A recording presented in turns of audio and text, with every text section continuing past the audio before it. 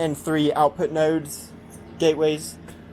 There was the touring one. Well, they're all touring. They're truss mounted. There was 2 rack mounted ones here that were never used. They were the 4-port ones, and then here this multiplexer demultiplexer opto panel that has never been used and is not connected. Although the ETC plans say it is not. These are for all the touch pads around the space. There are extra touch pads. If you look on the ETC diagram, there's one that says snow. Like as a button, there's a snow button. And they are sitting back here. If you crack it open,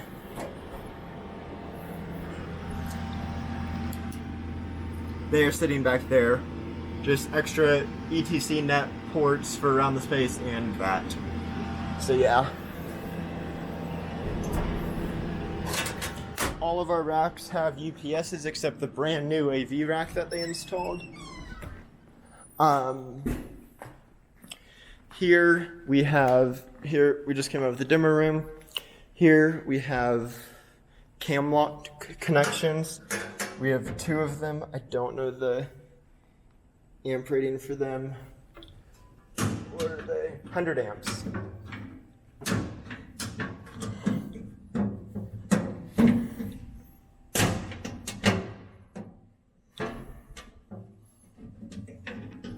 One second, let me set you down.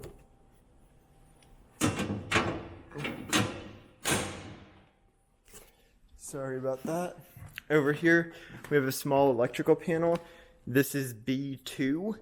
This is fed from panel B. All of our amps and some of the sound audio stuff in here is controlled by a Middle Atlantic. It's like MACP, or what is it? Whatever it is, it's a power sequencer. So we have on and off here, off, and then main and aux. Fun fact, whenever you restart the DSP, it will switch it automatically to aux mode, although it will be in main mode for like 5 minutes, and then it switches it to aux mode. So watch out for that. That was painful for me to troubleshoot and then realize that was the issue. We have paradigm panel up here, lighting network port that goes back to our lighting architectural rack back there. None of these are literally just AV ties point to point, they don't connect to a switch. That does connect to a switch. Little light panel up here. 2 HDMI inputs. HDMI 2, well, I guess here it's 4. That connects to this Tascam Blu-ray player, which, fun fact, does do surround sound. So you can see it back there, that's where that connects to. They just shoved all this stuff back here for the install. Yeah. I put a little edge there. Don't worry about the cables. They will be properly installed. I hate how they were installed, but you just have to do what you have to do to get a show going. We have intercom ports A and B there. A is currently connected to our EarTech headset, wireless headset thing with this thing. It adds a ton of noise in it, so I don't like using it that often. We have intercom ports on the wall there. Here's our mic cabinet. We have mic belts there.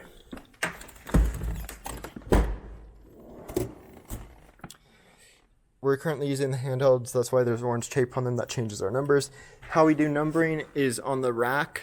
The first number of the mic is the receiver number. So here we have 1-4, so receiver 1, mic 4. So we used the first 8. We have 7 channels of the, we have G50 and J50. We have 7 channels of the G50 or 7 receivers of G50 band, and so how many is that? 28 G50 mics, and then all our old receivers are J50. The other old receivers, the other 4, are in there, and well, I just put them in there today, so we will deal with those. So that was that green milk crate in the dimmer room that I showed you all for all that. Back here, you can see that speaker there's one of the band wall speakers. Me and the other sound guy call them band speakers because they were here for band. They had an Apple TV and a router on top of our amp rack, which is still there. That's that white Apple Passport, or whatever Apple called them. So those then connected into, into this amp here. So I did that wiring with the Ethernet cable a few weeks ago. And then the Infinity Sound guys came in and removed it. Well, they removed the old wiring that was going into it.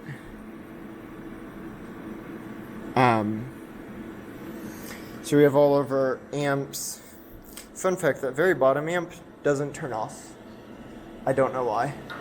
That very bottom, and then whatever one it is, this one don't ever turn off, because although I don't see why, one of the power sequencer outlets doesn't work. Yeah, I'll fix that later. That little thing there is to power the LEDs on our buttons for the green, red, or whatever it is. We have 2 blue processors. We have a 160 and a 806. So everything around here is Dante with an asterisk. But we have Dante in, and then it goes that blue link out. So then it goes blue link out. Yeah. For that into the other one. While we're on that, I know this is a crazy tour. We have panel B, which is fed from LM. That is in the boiler room. When you walk into the boiler room, second panel on the left, the first panel is the security badge scanning system, door relay. Where is it? Not those, it's these. You think with how often we actually pop breakers in here, I know where they are. These are amp breakers, most of those, and then they've moved breakers around and drafted it. This is panel B1, which is fed from that 100 amp breaker up top. I don't know why one's in the wall and one's not. They're both installed at the same time. We have 2 or 3 new projectors. They're Epson's, whatever. I don't know their exact name. The middle one is fed from our AV rack via XTP, which is another I believe it's Extron protocol. It could be an open source thing. Probably not. And the 2 side ones are our scenic projectors for going onto the psych. So the 2 side ones have a wider lens, and then the one in the middle has a more narrow lens to hit our new movie screen, which is that purple thing in there.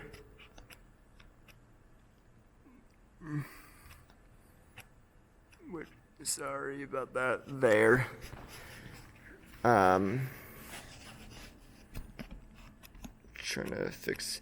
I'm shooting on a little Osmo action, or whatever, Osmo Pocket. So the 2 side ones are fed via DTP2, which is another weird protocol. It's a bit cheaper for them to implement. I don't know why. It doesn't make much sense why.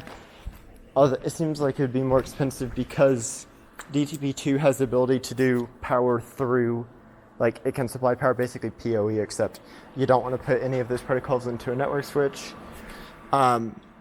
There's our DSPs. This DSP gets fed directly from here, but then it's a Meyer one for our front fill, but then it also receives what our amps give it. So whatever amps front fill, this one. So that first amp, it feeds its signal literally back into that Meyer Sound DSP. I need to Google up. It's like MM4. It's hard to find information on it. We have that power sequencer here. This on off is literally the exact same as those push buttons, but you do not ever,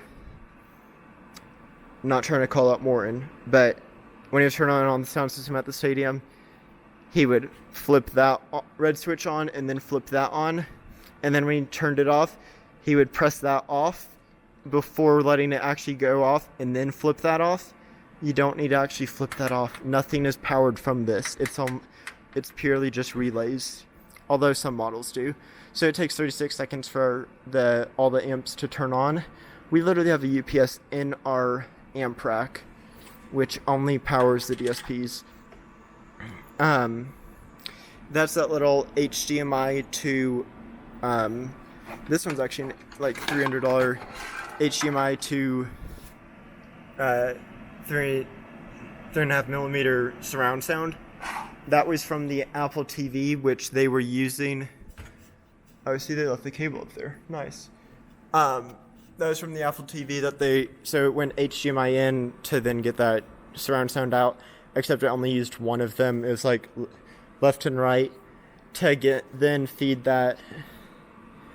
this stage speaker one, which is those wall speakers, band speakers back there.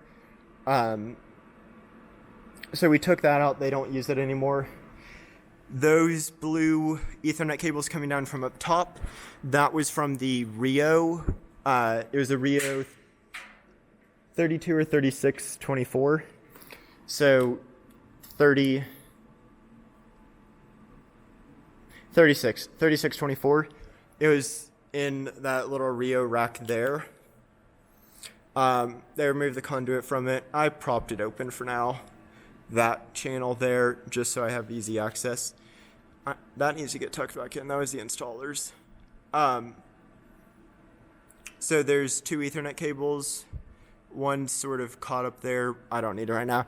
That one's the Rio secondary, and this is Rio primary, which currently that network port on our D-Live Surface C3500, that is connected into the old CL3 primary or control network cable, because we had three cables up there: a CL3 primary, CL3 control, and a CL3 secondary. We have two network switches. All our wireless receivers have primary and secondary, and second network switch. Currently, that Rio secondary cable is unplugged just for testing, and we were using it for other things. That splitter up there, that little plastic splitter next to that yellow, is where I believe some mistake was made with, because whenever you turn on the amps, the power sequencer, you can see the stage right 8 mic inputs, sort of like over here. You could see them all jump with signal every 6 seconds, which was when another amp turned on.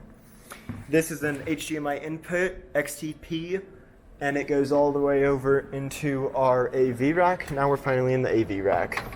So in the AV rack, we have a Allen Heath CMD32. So I thought I heard someone. That's our mixer. This is the iRack that we removed from the stage manager rack, which was the one all the way over there. This is all of the stuff in here is XTP, except very few stuff. So this is our XTP. This is our XTP cross-point switcher. It's 16, so we have 4 input cards, 4 output cards. This is the Extron touch panel controller, which is fed via Ethernet. There's two two network ports on it, one for AV LAN and one for just LAN. We need to run a district network here. That yellow cable running down there is district network unterminated. And then that white box up there is district network terminated, except slow since they haven't upgraded that switch. Up here, we have a Extreme Networks X44, whatever. You can read the model number. They were supposed to give